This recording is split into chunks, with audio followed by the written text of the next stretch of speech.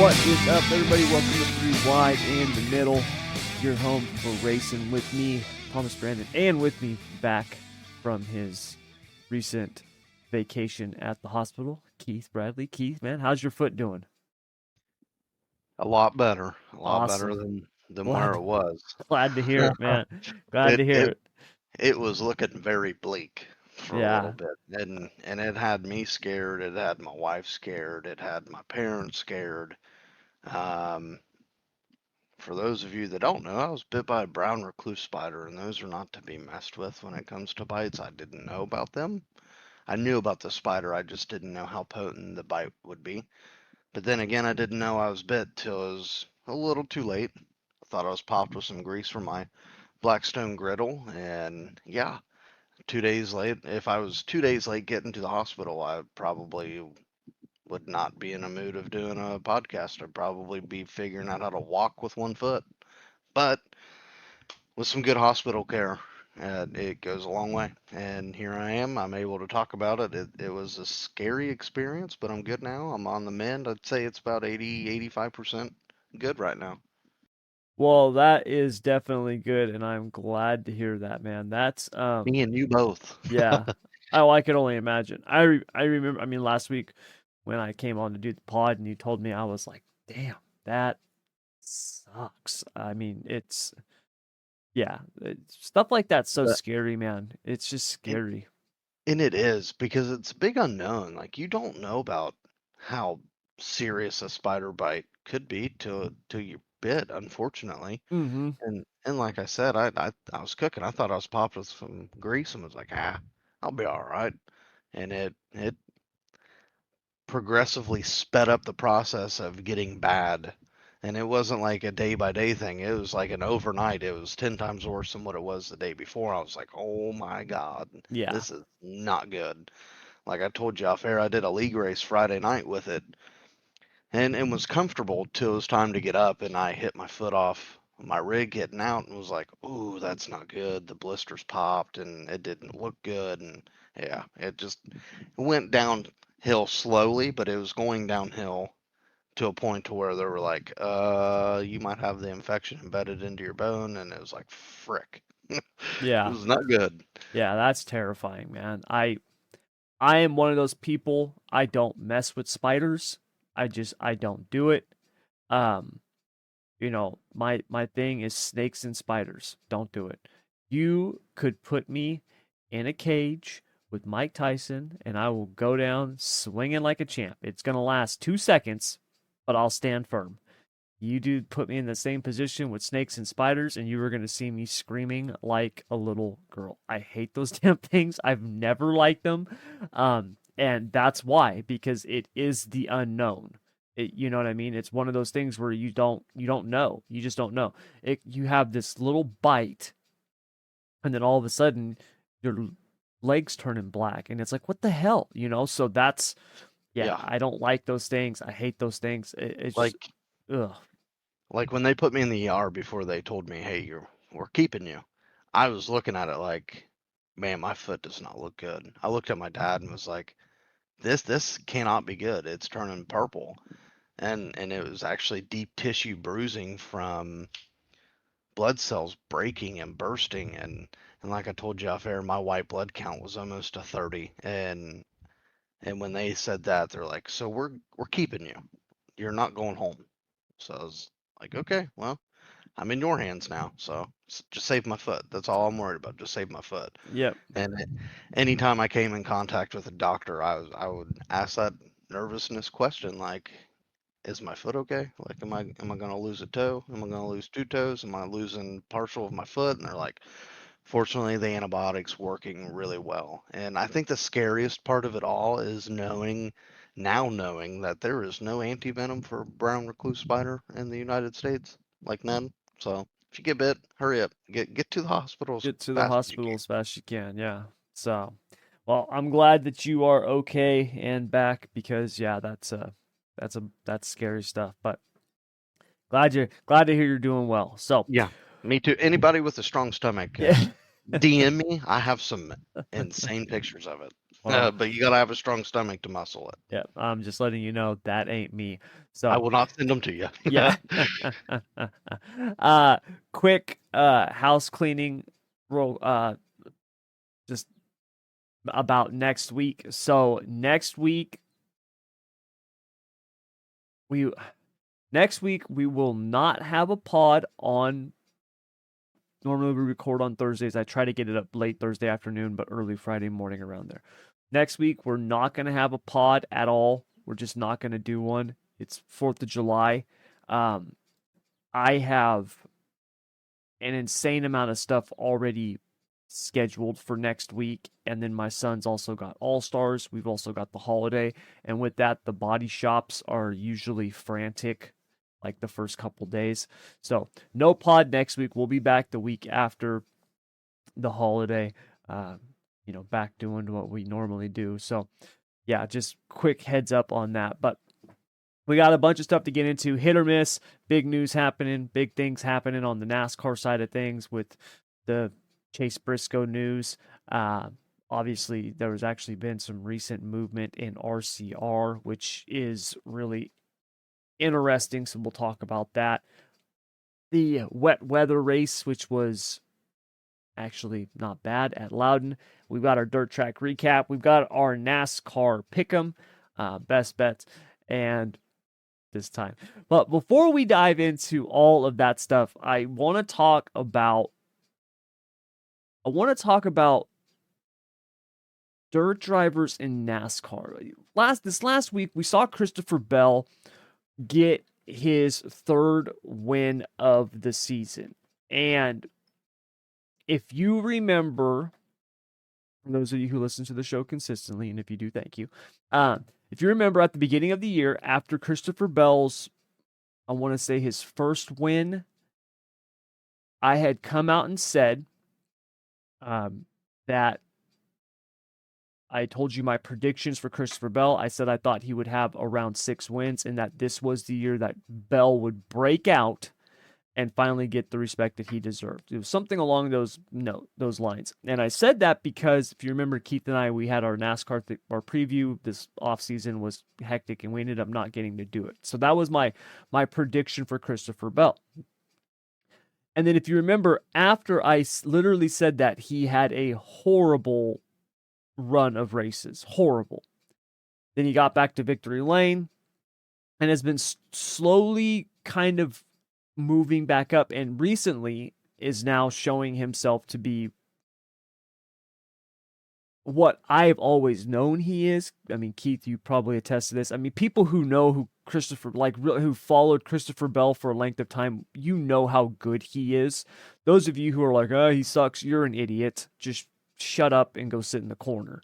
Because Christopher Bell is, he is at the Kyle Larson level when it comes to talent. He really is.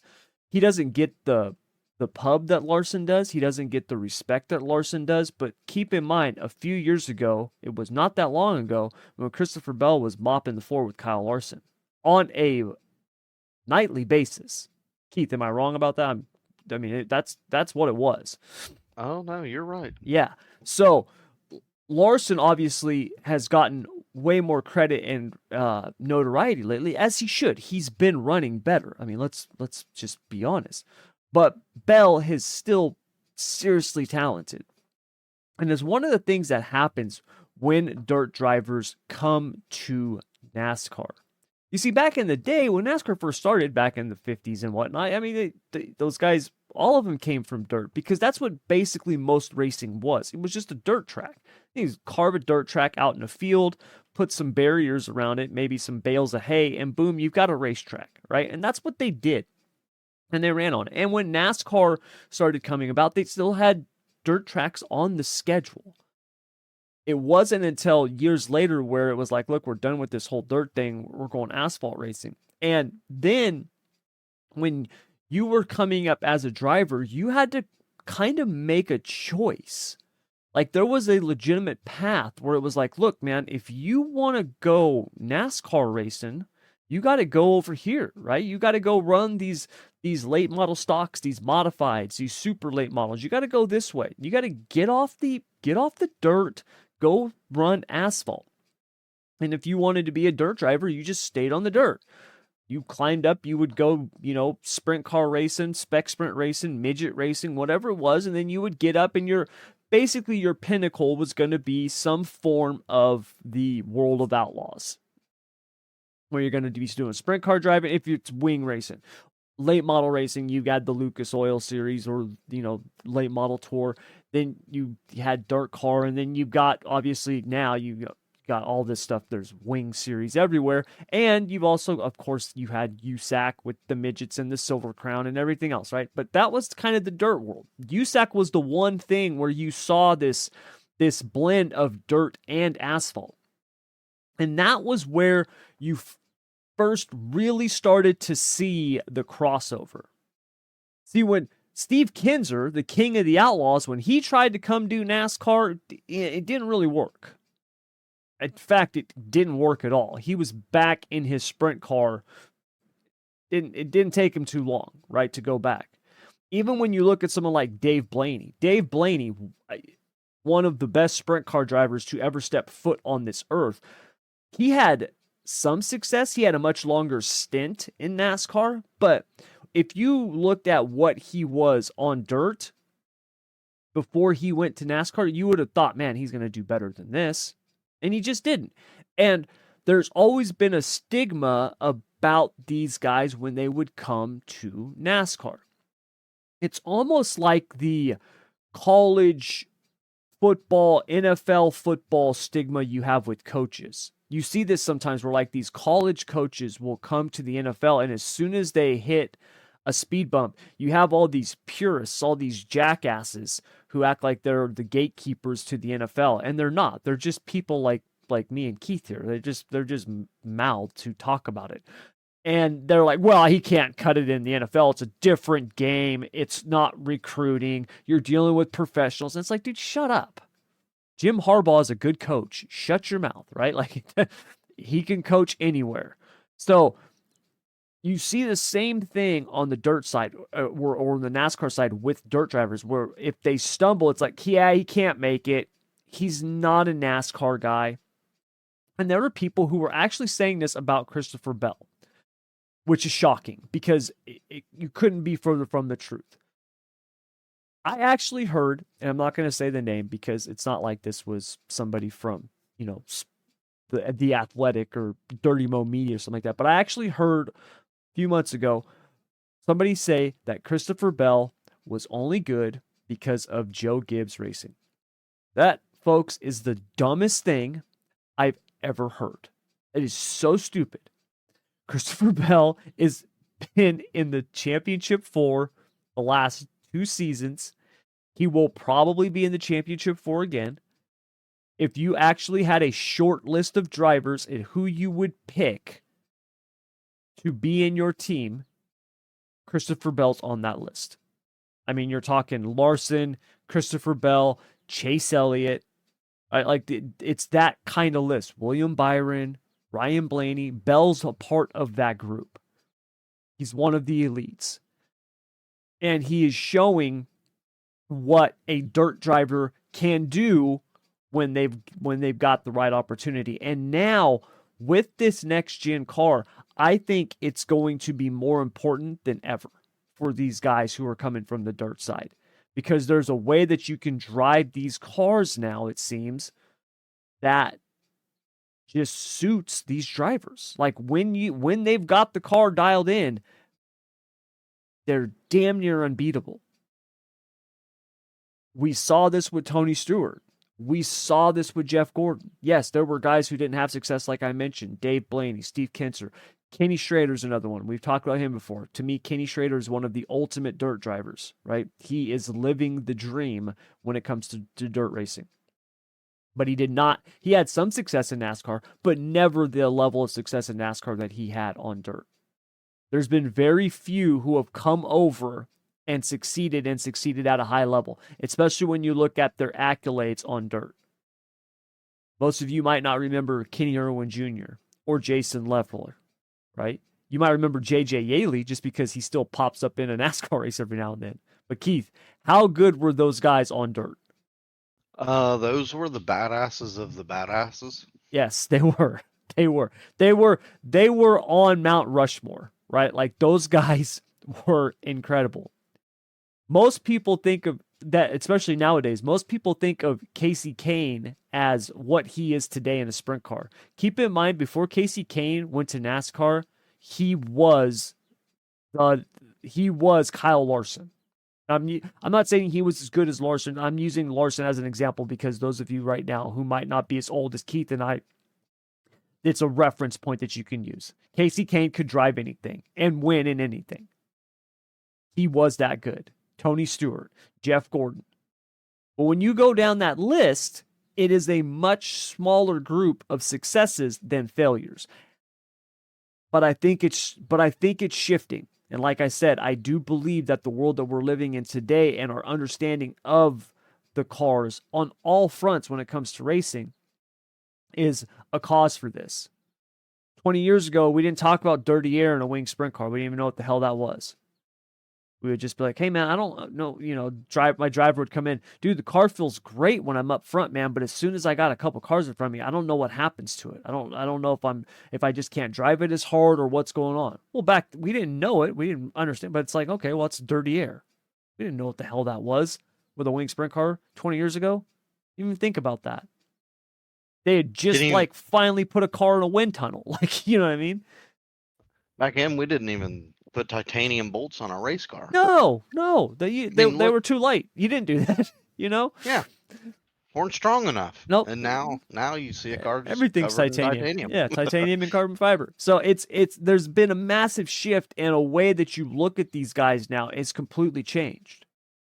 I bring this up because I think we're seeing the next one of these drivers being groomed right now, and he's not even, I think he's not even 18 yet, or he might have just turned 18. And his name is Corey Day. Folks, we talked about Corey Day a ton on this show. A ton. And if you are just now getting to the Corey Day party, you've already missed a ton. The kid goes out this last week, scores almost $100,000 over the course of like 5 days. While everybody was getting flooded in Huset's, Corey Day was back out here on the West Coast, putting it on everybody in the Dirt Cup up at Skagit, wins the Saturday night feature, was leading the feature on night one, got a flat tire, went to the back of the pack with 6 laps to go, drove it all the way back up to like 5th or 6th in 6 laps. My friend Kyle, I've talked about him before. You guys have heard me mention him before, but he was up there this last weekend. He was crew chief in one of the cars up there. After the races on Saturday night, he was talking to a bunch of the drivers. They're all just kind of hanging out and stuff like that. And a lot of the drivers were complaining about it being too hard to pass. And he was sitting there chuckling, just listening to these guys complain. Now, folks, keep in mind, these guys that were complaining, I don't want to say their names because I don't want to give anybody a bad rap or anything, because we've all been there before where you might have finished 5th or 6th, right? You have one of those weekends or something that it was pretty good, but you're like, God dang it, man, I just couldn't get around anybody, right? And you start bitching about the track, you start complaining about whatever you can. And I don't want these guys I don't want to make it sound like I'm dumping on them. But these are legit drivers. These aren't the guys from the C main. These are the guys who are running up front in the A main. And Kyle started laughing at him. He was telling me this yesterday. He started laughing at him. He goes, dude, do you guys hear yourself? It's like Corey Day went from last to the top 6 or 7 in 6 laps. He passed everybody. And the drivers, this is the quote him, looked at him and said, he's on another level. That was what their answer was. He's on another level. That is the way that drivers look at him now. 18 months ago, this was a young punk coming up that needed to get put in his place. That's the way drivers looked at him. Now he's on another level. And folks, we're only just starting to scratch the surface on that level. After winning Skagit, he goes out to Lake Ozarks and puts it on the high limit crew. Once again, a who's list of drivers. He went from 15th to 1st.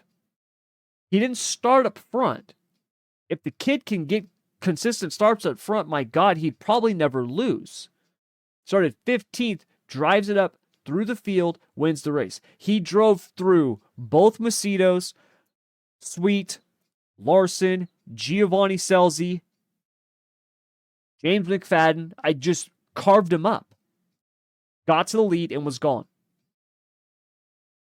And I'm already starting to hear the rumblings about Corey Day's NASCAR future. And we've seen what these guys with this insane dirt talent can do when they get to NASCAR, i.e., who I was just talking about, Christopher Bell, Kyle Larson. It's going to be really, really interesting the next couple of years to see what happens with Corey Day. Will he stay in dirt? Will he go to NASCAR? If he does go to NASCAR, will he still run dirt? I'm praying that if he goes to NASCAR, he still gets to run dirt. I'm praying for that because I don't want to lose another dirt driver to the NASCAR world. I don't know about you, Keith, but I don't want to, especially one as good as Corey Day. I agree. And the question will be raised, I promise you, just like it was about Christopher Bell and Kyle Larson, although they have more than answered it. When Corey Day gets to NASCAR, if he gets to NASCAR, I'm sure he will at some point though,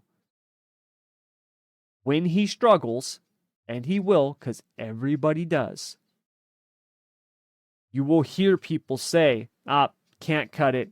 This is different. It's not dirt. It's harder. It's not the same.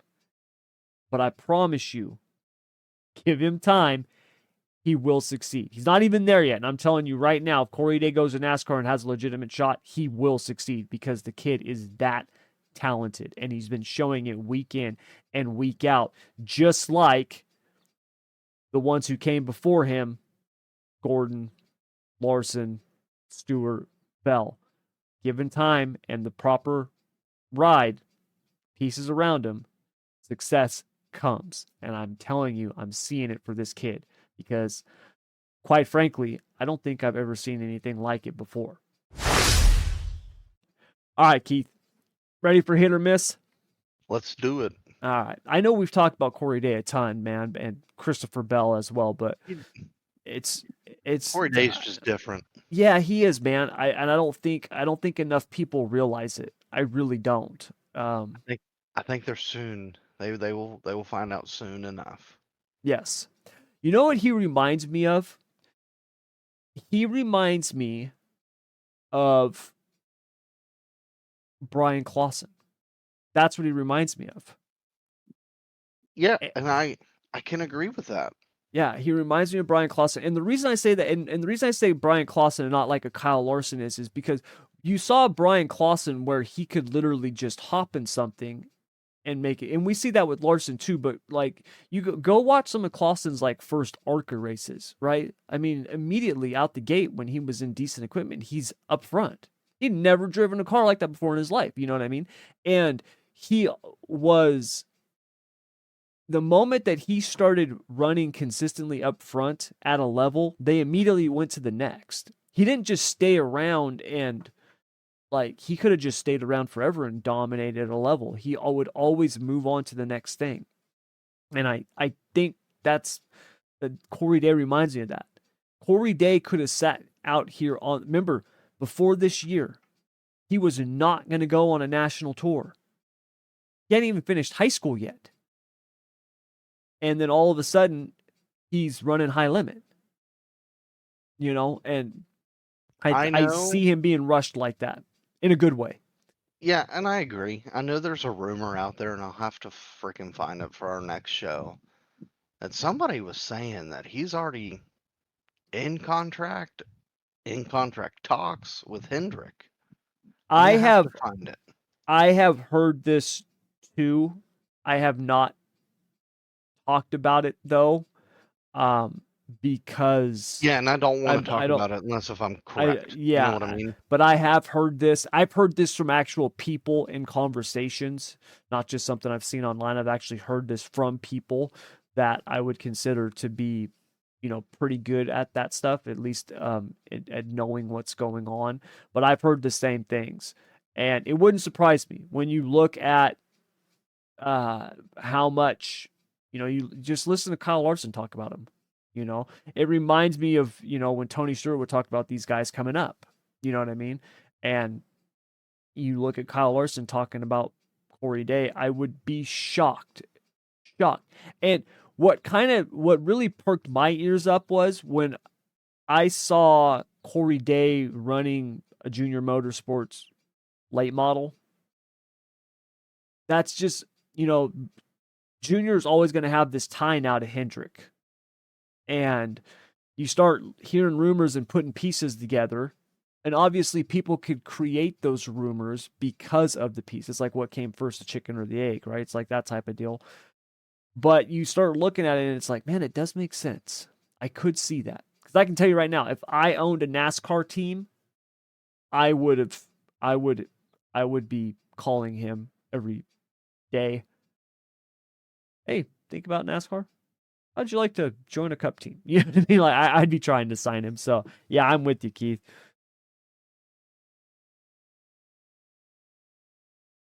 All right. Let's get started here with hit or miss. First up, we've got 5 topics here. First up, NASCAR's schedule changes to the playoffs in 2025 are a good thing. Hit or miss the mark? I think it's gonna have to miss the mark. I agree 100%. I don't like the idea of what they're doing.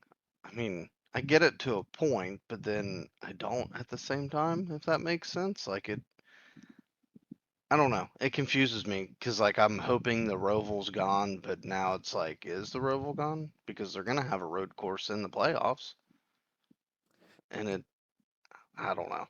Yeah, I don't like it. I don't like I'm it at gonna all. say it misses the mark too, just because I don't like the route that they appear to be going with the playoffs. And what I mean by that is what they're doing is NASCAR is going to be changing the 10 playoff races. So Darlington is going to be going to the playoffs along with Loudon and Gateway. Okay. So Darlington's going to go back to the playoffs. Keep in mind, Darlington right now is the season finale. I think it's the season finale right now. And Gateway and Loudon are obviously not in the playoffs. But now they're going to be going to go back into the playoffs to accommodate this. Atlanta, Watkins Glen, and Homestead are going to be transitioning to the 26 race regular season. I am fine with Atlanta being moved out of the playoffs. To me, we've already got Talladega. We don't need another restrictor plate style track, even if it is a mile and a half. We don't need that. That's too random. If you're going to have a playoff and it's all about finding the champion, you can't have these races that are freaking coin flip races. And I don't care what anybody says, Atlanta falls under that category because you've got all these guys lined up, basically wide open, pushing each other, and it's not, hey, let's make moves. It's, hey, which row can push harder, right? To me, that should not decide a championship in any form. I'm talking about playoffs-wise, not regular season. Watkins Glen. You've got the Roval. It sounds like the Roval's going to be staying, which sucks. I don't like that at all. I would much rather keep Watkins Glen and have Charlotte go back to be an oval race in the playoffs as opposed to the Roval. But if you're going to be keeping the Roval, I think one road course is enough. So if they want to move out Watkins Glen, I understand that. Homestead, I don't like. I don't like the fact that they're moving it. I think Homestead is incredible. I think we need more tracks like Homestead. I love that track. And with this car, it's incredible. It's incredible. It's some of the best racing we see. NASCAR is doing that thing that they did years ago, and it makes no sense. I don't get it. Hey, we've got a car that performs incredibly well on 1.5 mile, high banked, wide racetracks. You know what we should do? Let's actually get some more flat tracks in the playoffs. Dude, that sounds great. You're getting rid. You're moving out one of the best races. Homestead, to me, Homestead's one of the best races of the year. I love that track. There are a lot of people who love that track. I don't give a shit what the grandstands look like. Talking about watching it. And you are moving it out and you're replacing it with yet another flat racetrack. We don't need any more of those in the playoffs. I don't need another Phoenix style race. We've already got that at the championship. Now, I have heard this. And Keith, tell me if you've heard this rumor. I have heard that Homestead is making a big push to get the 2026 championship race. And so maybe it's being moved out to be moved back in. If that's the case, I'm all for it. I agree. And I've heard the same rumor. Like, Yes. I'm sorry, Homestead puts on such a better race in Phoenix. I am with you. But I think the reason why I keep staying in Phoenix is because people keep going. They keep It selling does. out. It does. And that's the downfall. It just puts on bad races. And yes. And this is long before the new car. Yep. It just, the races there aren't exciting. Yep. It's why I personally think the championship, the final four, should not be a one race winner take all. I think the final four should be at minimum 2 races, preferably 3. To me, if I was the king of NASCAR or the schedule maker of NASCAR and I got to choose how you break up the playoffs, I would break up the playoffs. You could still keep it at 10 races, but I would change it up. I'd have the first 2 rounds, the cutoffs, I'd make each of them 1 race earlier, and I would have the final 4 do a 3-race playoff. And I would have 1 style of track for each 3. So you want to have a flat track? Well, you got your Phoenix. Right? You want to have a road course? Throw the Roval in there. You want to have a fast, high-banked, wide track? Homestead. Boom. There's your championship. You could still have Phoenix be the last race, but it's not going to be the end-all, be-all, winner-take-all. It might come down to that, but it's not going to be a one-race winner-take-all. That would be my dream. Because you're right, Keith. Phoenix does. People show up for it, man. They show out for it. It sells out. It's, you know what I mean? Obviously, it's Phoenix, so you know the weather is going to be good, or chances are it's going to be good. So I understand their love of it, but to me, moving Homestead out, I don't like that unless it's going to be coming back. So I'm really hoping the rumors are true and it comes back. All right, speaking of rumors, next rumor is that other expected changes to the 2025 schedule. So Keith, hit or miss the mark. That other expected changes to the 2025 schedule is going to include the non-points clash being held at Bowman Gray Stadium. If this is true, does this hit or miss the mark? I think it hits the mark. I mean, it has to hit the mark, right? It's a purpose-built short track. It's an exciting short track. It puts on great races. I think the only downfall to it is the seating capacity, but I think they'll figure it out. They figure everything else out. I think if they can pull this off, it would be great. And I would actually watch the Clash for once. Okay, this is where me and you are going to disagree. I think it misses the mark. I don't get Bowman Gray. I've never understood it. I think it sucks as a racetrack. I don't like it. I've never understood Bowman Gray. I've never understood it. I remember when that show Madhouse came out on History Channel, and it was all about Bowman Gray Stadium and those guys who raced the modifieds there. In the And fight. that's all it was a fight. It's all Yeah, it was, man, was I just remember fighting. that show. Yeah, it was so stupid. The racing sucks there, man. I've never understood the racing there. I've never got it. It's literally beating and banging, tearing crap up. That's all it is. It's I almost impossible to pass. So think the I only I don't know. I don't get it. That's just me though. Just me. I think the only reason why I say it hits the mark is because it's something different, and It is different. I get that. I think the Clash in LA is kind of worn out. The It excitement of is. it's gone. They have spent too much time trying to make it a thing. Like the first 2 years was like, all right, this is cool. And then it just progressively wore off. And I think it's because of you get the freaking concerts in the middle of the race, which I think is stupid. And it don't have a Clash environment anymore. Like No, last you're year right was, about that. or this year was so rushed that it wasn't even really the Clash. And I don't know, just something different. Something different. Like I don't want to see him go back to Daytona because that shit's boring. The super speedway package is getting better, but it's boring. If it Yeah. turns into the fuel mileage Olympics, then it's exciting. But I mean, I don't know, just something different. Yeah. At least with Bowman Gray, it's a purpose-built racetrack. Yep. It is. I understand it from that point of view. I do. I don't think the racing's going to be any better at Bowman Gray. I And it would may not much, be. yeah, but I would much rather, you know, NASCAR's talking about adding these international races, right, with Mexico City or Montreal. I would rather them, if you're going to put on a clash, if you're wanting this clash, if you're wanting the clash to become this traveling circus, then do those places.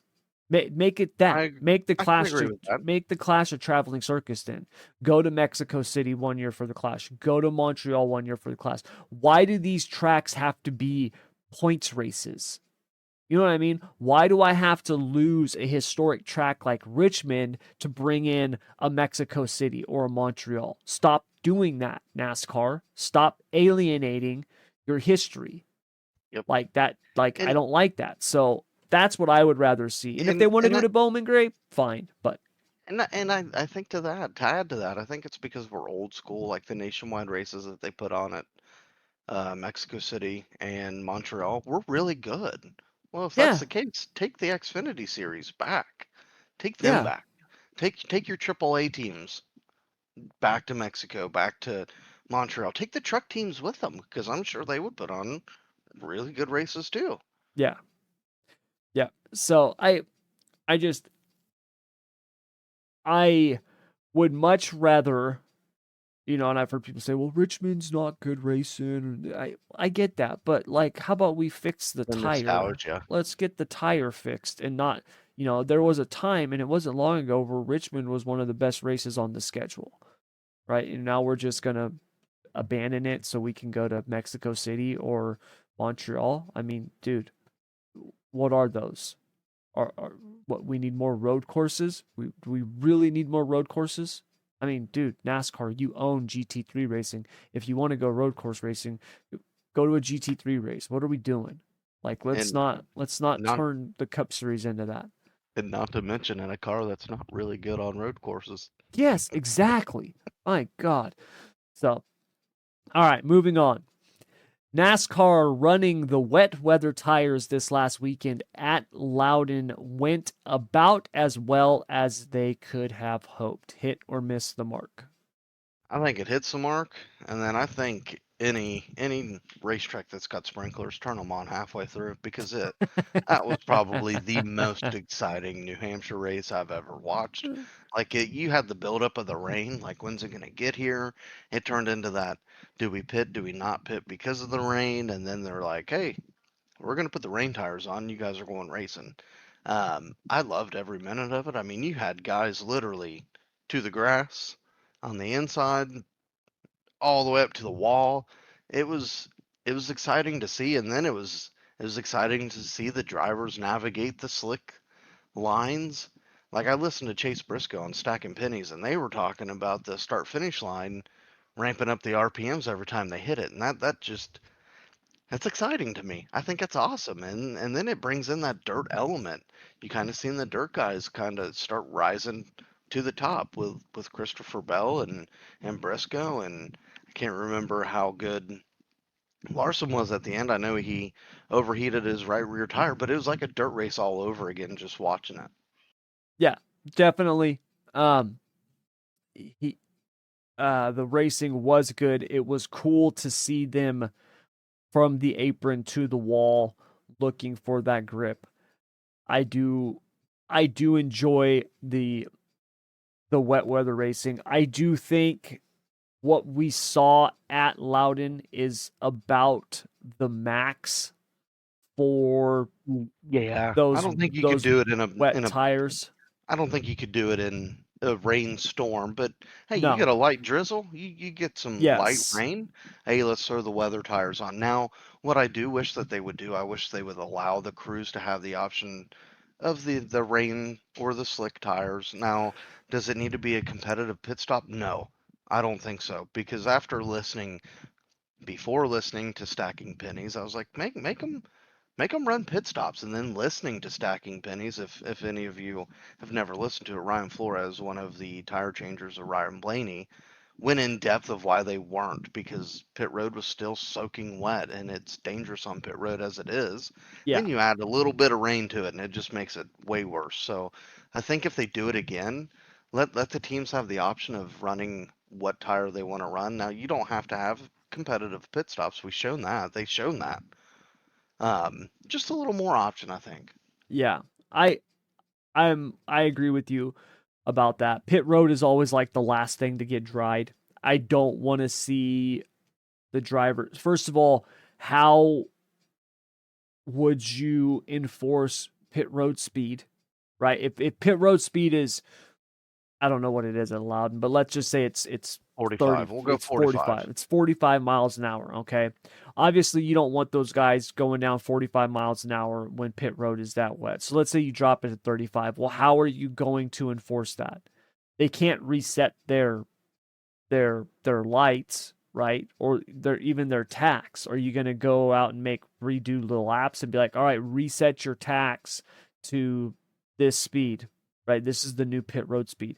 Then what happens if the track completely dries and now you got to go back to the other? Is that something that we're going to be doing? All right, guys, so we're going to be switching over here to the wet, but here's the deal. We got to reset pit road speed. So we're going to take a couple laps and do that. Make sure that you make a marker in case it does get dry. We can go back to the original pit road speed. Also, be careful if you come down pit road. It is still a little bit wet. Watch your speed getting it. It's too much. So to me, I'm with you. Keep the pit stops the way that they are. I would like to see them have the option of saying, hey, we want to go back to the slicks. I would like to see that in the future. I don't know when that will, if it will ever happen. And if it does, when. Because when you look at something like, because I've heard people say, well, Formula One, you can pick whatever tires you want. Yeah, Formula One's got a bunch of different tires. So they've got wet tires, they've got wet intermediates, then they've got softs, mediums, and hards on the slicks. There's a bunch of different compounds, and those tracks are huge, right? Think about it, where you have a track like Silverstone, for example, where you could see turns 4 and 5 literally have a torrential downpour and then the front stretch be dry. NASCAR, not so much. Yes, you have a Talladega or a Daytona that you could see rain at one end and not the other. But overall, the whole track is eventually going to be wet, and you're racing. If it does start to dry out, and then all of a sudden they want to take the chance and come in on slicks, how are you going to do that? You know what I mean? Like NASCAR is going to have to say, okay, well, we're going to do a pit stop now, non-competitive. What you come in is what you're going to go out. Choose. Well, then somebody comes in and now all of a sudden they choose to go on slicks, and hey, man, they shouldn't go in lap one. They go out, they wreck. They hit somebody, right? They cause a big pile up because the track is still too wet. They shouldn't have been on the slicks. Now they've just taken out other drivers. And all the while, you already know what's going to happen. You already know it's going to happen. If that scenario happens, everyone's going to be coming out and being like, NASCAR shouldn't have allowed them to put on slicks. They knew it was still wet. They should have made them put on the rain tires, because the rain tires will run on a dry track. This is the thing. Rain tires will work on a dry track. Slicks ain't going to work on a wet track. So I would like to see the option. I'm with you, Keith, for teams that want to be more aggressive, but I understand NASCAR's position saying, no, we will make that call. I understand it. They're covering their ass. I don't blame them for that, because it is one thing that they would get absolutely barbecued over if they allowed to happen, and it, God forbid, did happen. So, yeah, I would like to see them have the option, but I understand why they don't. And I thought overall it was good. I enjoyed the race. I liked the fact that they were able to get it all in. And to me, I think that type of track is about the max that you can run those wet tires on, right? Anything smaller, than Loudon, I think you can do it. Martinsville, Phoenix, even Richmond, those types of tracks, I think you can run those wet weather tires. Bristol, no. Dover, no. But, the flatter, slower tracks, I think you can do it. And I'm glad they did. And it was cool to see. It was cool to see. I did enjoy it. So hats off to NASCAR for making that call. It was nice to see them do that. And it provided some really good racing. It was really unique. So, all right, moving on. News coming out. Andy Petree is retiring as the director of race operations or competition or some title over there at RCR. This is pure speculation, but Keith, hit or miss the mark. Petree's retirement from RCR will prompt Austin Dillon's early retirement from driving and move into management. Hit or miss the mark? I think it hits the mark. I think it's been rumored for the last year and a half or so. And with the struggles of RCR as a whole, from top to bottom, especially in the Cup Series, I think if you could bring now, I know people are going to be like, well, you don't like Austin Dillon to begin with. Well, hear me out. If you could take Austin Dillon from the seat and put him into a management role to where he can oversee things, I think that would be better fit, because he has the knowledge of the how-to of how the car works, how the car runs, how it handles. And I think it could be managed a little bit better from there. I was never an Andy Petree fan at all, ever since the Martinsville deal last year. And then his time in the booth, he's always, yeah, I'm not going to go down that rabbit hole. But either way, I think the pieces are starting to fall, especially with the rumors about Austin leaving the seat. The rumors about Noah Gragson possibly going to RCR with Bass Pro. I mean, the stars are slowly starting to align, and it just makes sense. Like, do you think Austin Dillon's happy with running in the back, literally every week? Unless a strategy. That's the only way he gets to the front is strategy. Yeah. I don't think Austin wants to see RCR go down like Stewart-Haas just did. I mean, that there's holes in the bow, and they're just holding it together with fingertips at the moment. And once when them fingers are off the holes, we've seen how quick this ship can sink, and it sinks fast. Yep. It does. So yeah, And the, I'm and with the you, man. I've always thought that Austin Dillon's going to end up in the management role. I don't know how early it's going to happen, though. That's the only thing I'm worried about. and them guys, the older guys at RCR, they're not getting any younger. No, they're not. I mean, there's going to be a time where Austin Dillon's probably the RCR president. Yes, Because, I mean, let's face it, Childress ain't going to be around forever. And right now, it's the Dillons are operating RCR. they are, and that's the thing. I kind of feel that way about RCR in the sense that I don't know if they have I don't know if they have adapted to the new NASCAR in terms of the Cup Series, the way that some of the other teams have. Right. Look at, just take RCR's Xfinity program. I mean, it's pretty freaking good. You know what I mean? Like on the Xfinity side, RCR is still, they're one of the best. You know what I mean? Like they And they are one of the best. and they always have. They've always Yes. had a very good Xfinity program. And even when Kevin Harvick was at RCR, we seen the same thing. One Mm-hmm. year it'd be really good, and then it'd be a struggle. It'd be really good, then it'd be a struggle for 2, 3 years, then really good, and then really freaking bad. Yep. And they've got to figure out how to. It's almost like a heart monitor. It's always up and down. It's never up and stay up. They've Yeah. got so much catching up to do to JGR, to Hendrick Motorsports, and they're one of the oldest I'm going to say franchises in Yeah. NASCAR. They're one of the most historied franchises in NASCAR, and they're so freaking up and down, and I hate to see it because Richard Childress is one of the pioneers of the sport, whether people want to say it or not. He is. Yes.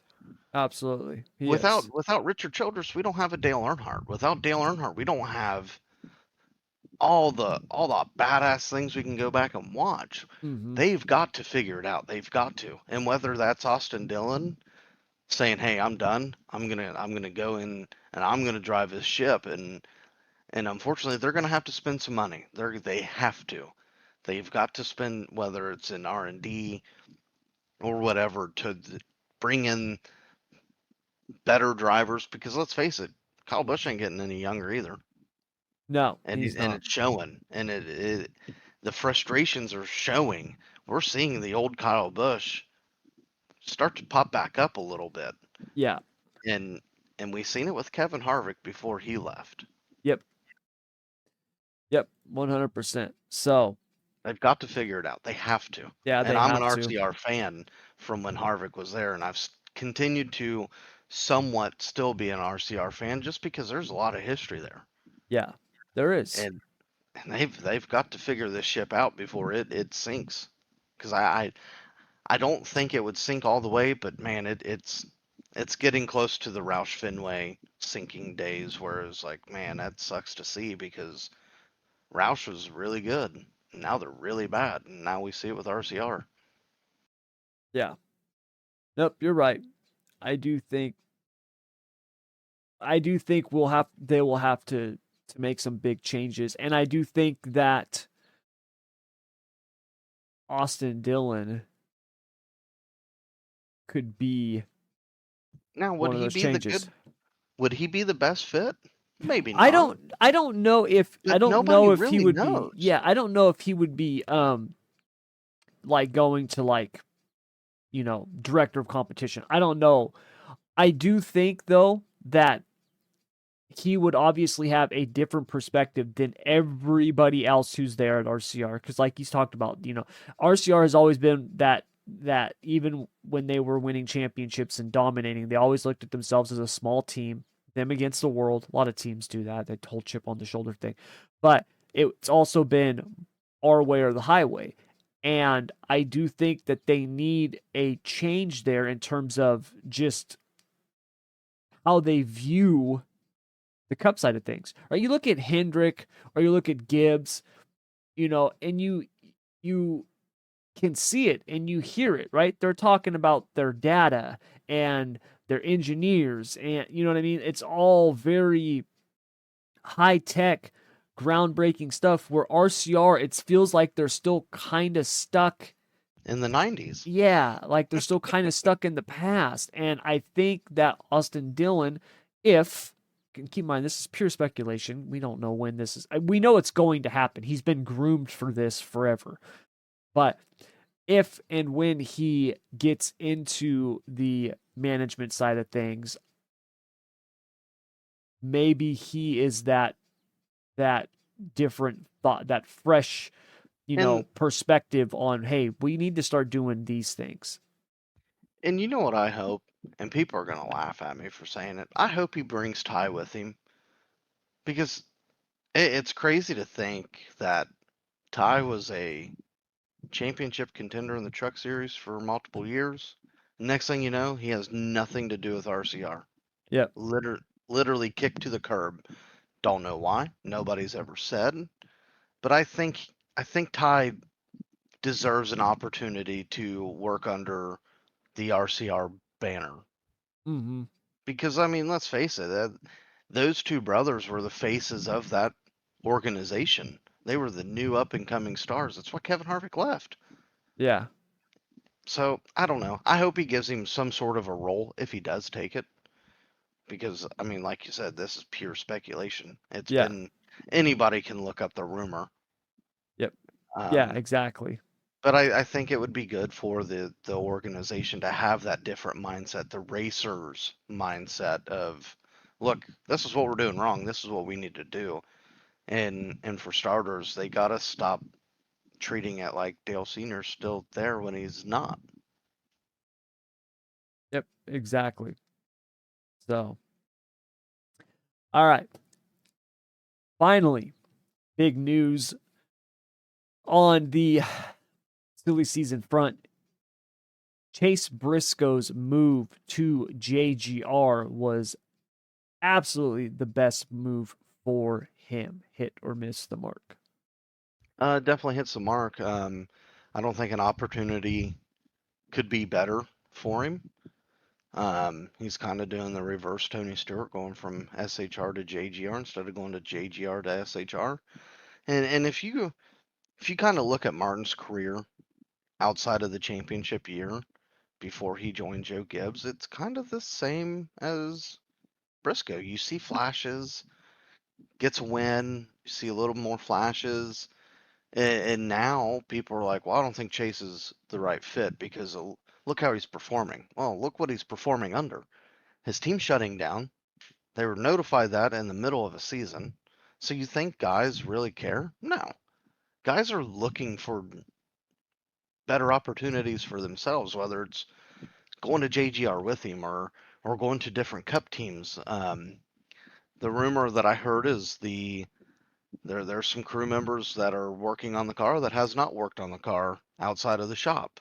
Um, I think this is huge for Chase Briscoe. It's huge for the Briscoe family in general. Um, and it just goes to show how Gibbs feels about their up and coming talent, as far as the Corey Himes and the William Swaliches. I think I said his name right. And then it goes to show how much they truly believe in Chase Briscoe. And he even said it in an interview. The the Gibbs camp was the only team saying, how much money can you bring? They weren't worried about money. They just wanted him as a driver. And to hear how excited Gibbs was to bring Chase over and how worried he was about the other deals makes you sit back and wonder and wonder and be excited at the same time for Chase, just to see how sought out he was by Gibbs, Yeah. and and not worried about, well, what's Mahindra bringing? What are they doing? What's High Point doing for you? What are they bringing? No, it's, hey, we're going to extend our partnership with Bass Pro, and you're going to meet Johnny Morris and sit down with him and have a conversation with him before we make this deal final. And I think that's awesome. And I think Chase needs an opportunity like this. I mean, I don't think he's gotten a fair shake at SHR. Even when Kevin was there, I truly believe, yes, I know the teams are separated at SHR, but I think the best of the best stuff was going to Kevin at the time, and the rest of the guys were just getting what they got, and it don't seem that way at JGR. Yeah. I think to me it's a no-brainer. For Briscoe. First of all, Briscoe said JGR was the only team not asking him what sponsorships he's bringing to the table. And when you look at the success of Joe Gibbs Racing, to me, if I'm a NASCAR Cup Series driver and I'm going to be a free agent, right? I need to find a ride. The top two teams on my list in terms of like dream opportunities, it's Gibbs and Hendrick, right? Like those are the two. If you're driving in the Cup Series and you're not driving for one of those teams, you are looking at them going, damn, if I could just get in one of those cars, right? Like that's the way you're looking at it. It's just like we see in F1, when Mercedes was dominating, you had drivers being like, if I had Lewis Hamilton's car, I'd be winning championships too, right? Or when Ferrari was dominating with Michael Schumacher. Well, obviously there's more to it than just the car, but that's the way drivers look at it. And Gibbs is one of those teams. They're right up there with Hendrick in terms of success. You look at the wins this year, the vast majority of them have been Hendrick and Gibbs. So for Chase Briscoe to have an opportunity to go to Joe Gibbs Racing and drive the 19 car, which is obviously a very good team, I think it's huge for him. And I think it's an incredible opportunity. And I'm hoping, because I am a Briscoe fan, I'm hoping he finds success with it. I do think next year it'll take a little bit of time to figure some stuff out, just because he's not only changing teams, he's changing manufacturers. Everything that they do is going to be different than what he's used to. But I do believe once they get things dialed in halfway through the season, I do believe we will see him win at least one race, maybe two, and make the playoffs. I really do. I think Briscoe is that kind of talent. I don't think he's gotten to show it, because people see Briscoe as going to SHR, and the memory that they have of SHR at that time is skewed. Yes, he went there the year after Harvick had dominated and won all those races. Keep in mind though, that year that he joined, they were not that good. They fell on hard times. About the time Chase Briscoe joined was the time SHR started falling off. Even Harvick did not have the success that he had been used to. So I don't think he's ever had the opportunity that he's having at Gibbs, and I think it was a no-brainer. That's what you pick, and I'm glad to see him get it, and it'll be interesting to see how And well he does with it. and what makes me happy about it, and I'm trying not to be biased because I'm an Indiana boy, he's an Indiana boy, and I kind of grew up racing sprint cars with him anyway. Yeah. I think it's awesome to see somebody like him get the opportunity just from his story alone, Mm-hmm. like volunteering at a race shop to get an opportunity, to almost leaving North Carolina to come back to Indiana because it wasn't going as planned. Yeah. But to see somebody get a ride not off of dollars and cents, Yep. that that that is old school NASCAR to me. That is a team owner willing to take the risk on the talent versus taking the risk on money, if that makes sense. And I don't think Joe Gibbs wanted to rebuild two cars anyway, No. because let's face it, they're rebuilding now with Ty. Yep. They're not going to want to rebuild with a young, unproven race car driver. I'm sorry, it just ain't going to work that way. And Corey Heim, in his case, I heard he was blackballed or blacklisted from JGR. And we all know once when you're blacklisted from JGR, you'll never drive a JGR car. Yeah, you might go run a 2311, but you'll never be in a JGR car. Yep. And it just goes to show, like I heard people saying, well, John Hunter Nemechek deserves that ride. What's he done in a cup car? Because that's what it's going to be based off of. He ain't done nothing. Yeah, exactly. I mean, he goes and runs the Xfinity car, but what has he done in the Cup Series? Even at front row, nothing. He's done nothing. And at least with Chase Briscoe, you get a seasoned driver, knows the next gen car, has won in the next gen car, and is finding short-term success under the terrible circumstances that they're racing under right now. Yep. Yep, I definitely. think I think I think both JGR and Chase Briscoe will benefit from this. Absolutely. Absolutely. I'm with you, man. So, yeah, hats off to him. Congrats on the move, and we'll definitely be looking forward to seeing how he does in the 2025 season. I can finally cheer on the 19. Not saying I don't like Martin Truex Jr., but the dude just cries too much. All right, so that's going to do it all for hit or miss. And when we get back from the break, we're going to do our dirt track recap and our NASCAR pick'em. So stick around. All right, Keith, time for our dirt track recap. We obviously had some big races scheduled for this weekend, and unfortunately, Mother Nature had other plans. So the High Bank Nationals got rained out, which is a bummer because Like a obviously a big quarter bummer. million, $250,000 to win was going to be exciting to see. But And unless if you can race boats, you could have done the High Banks Nationals. exactly. But the bigger bummer is the fact that it has been rescheduled to the August 29th to September 1st, which unfortunately is when High Limit will be out here on the West Coast running the Skagit Nationals, which is $100,000 to win. So that's a bummer because we're not going to see the High Limit regulars running with the Outlaws. And that was one of those things that we talked about that we loved about High Limit schedule. The fact that we were going to get to see the High Limit guys run the Knoxville Nationals, run the Kings Royal, run the High Bank Nationals, right? These big marquee events. We were going to get to see the best in the business against each other. And now we're just not going to get to see that, unfortunately, because of this reschedule. So that's kind of a bummer. Now, that being said, I mentioned it earlier in my open, and we'll recap it again. Corey Day made the most of his weekend, going out to Skagit, winning the Dirt Cup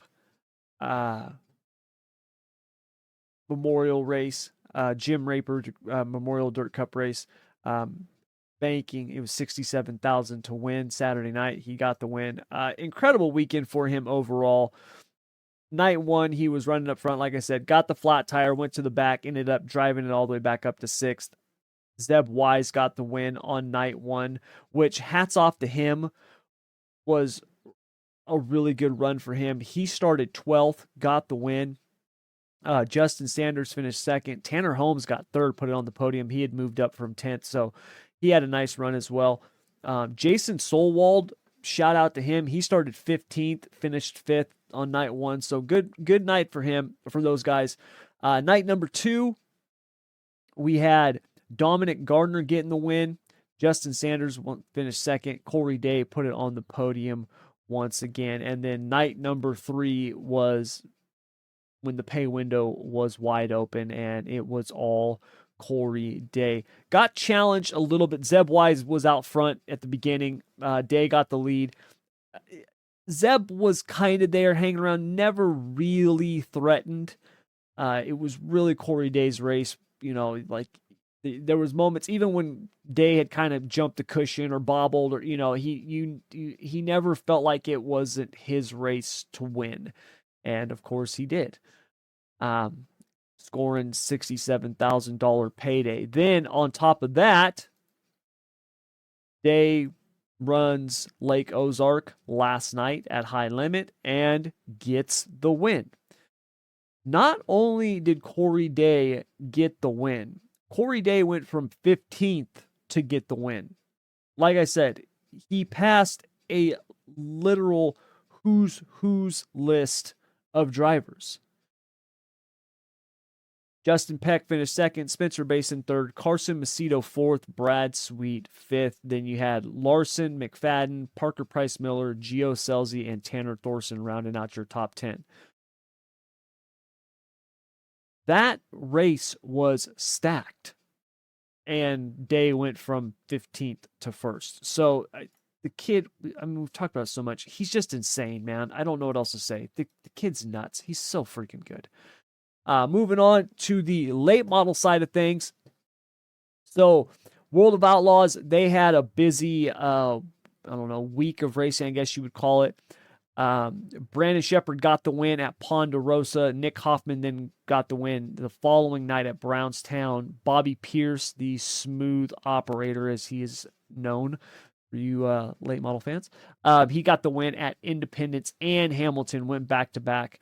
So good week of racing for the World of Outlaws late models. On the Lucas Oil late model side of things, they had their Firecracker 100, which is always a really cool event. Keith, me and you were talking about it earlier. Lernerville is one of those tracks that I just love. I don't think it gets the pub that it should, and it put on a awesome weekend of racing, man. It was really, really good.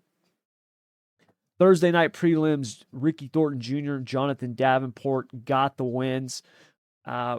Davenport pretty much let it flag to flag. Thornton was pretty much unchallenged as well. Did really, really well.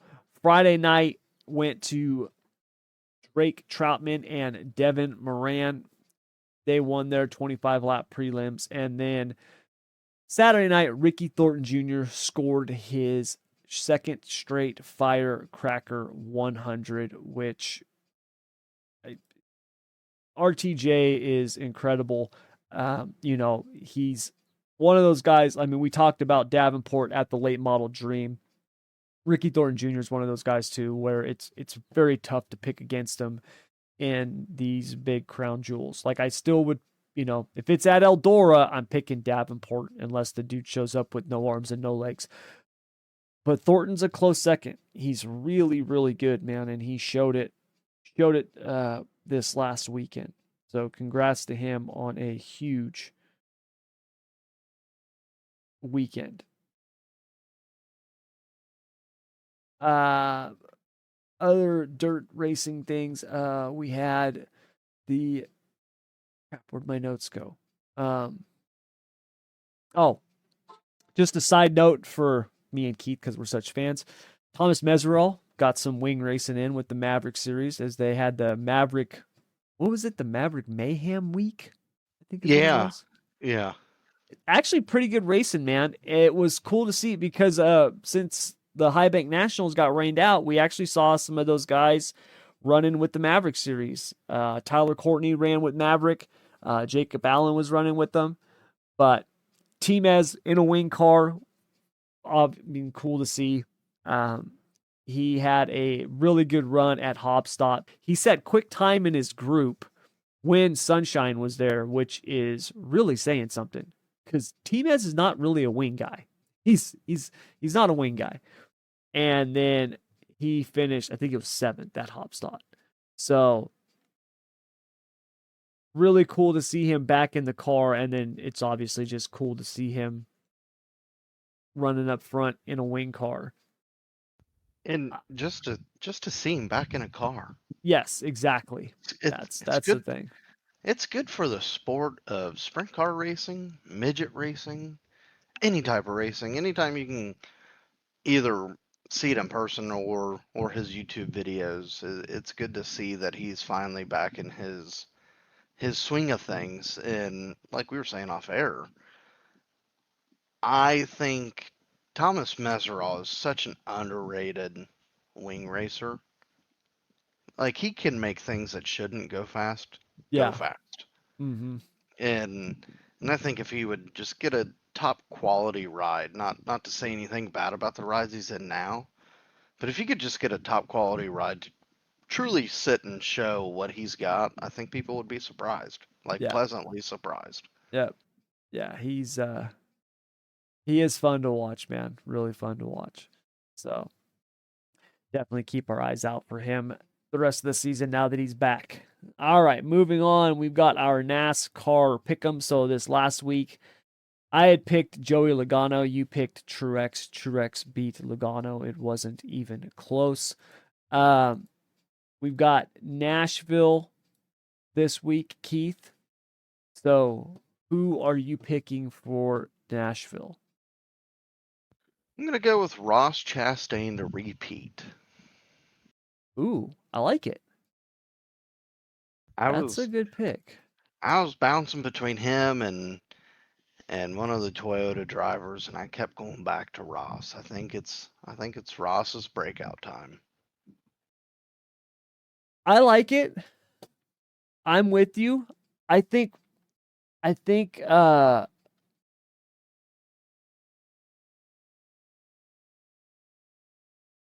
think Chastain's been running good. We have not seen him up front, obviously, like we saw him last year or the year before. He he's been consistent. He has been consistent. I do think he's got another level that he can get to in terms of speed. You know, Trackhouse overall, if you look at where they're at as a team compared to where they were a year ago, or especially 2 years ago, they've definitely leveled off quite a bit. You know, they had really peaked there. Ross was obviously running up front, ruffling feathers, but running up front. This year, you know, he fell off a little bit last year compared to 2022. 2023 still had a good year, made it to, what was it, the round of 8 in the playoffs. Yeah.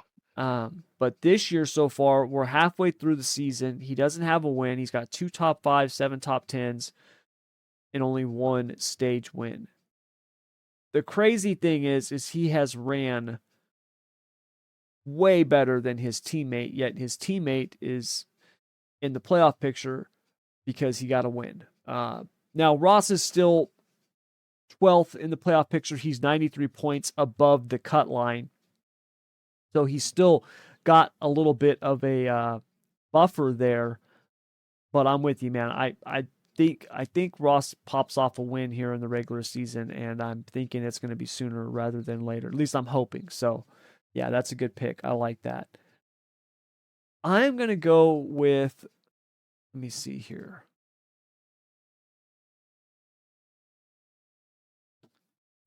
Who have I not picked yet?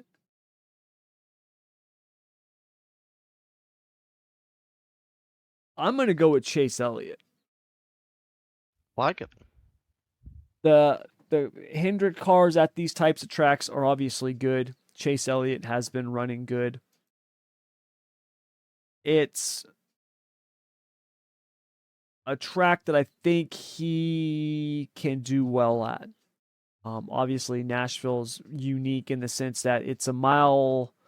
It's like what a mile. It's a mile and a half, mile and a quarter, or something I like that. believe so, yeah. 1.3 or something like that, and it's got these big wide corners, but they're kind of flat. Like you carry a lot of speed into the corners, and then you have to really slow down.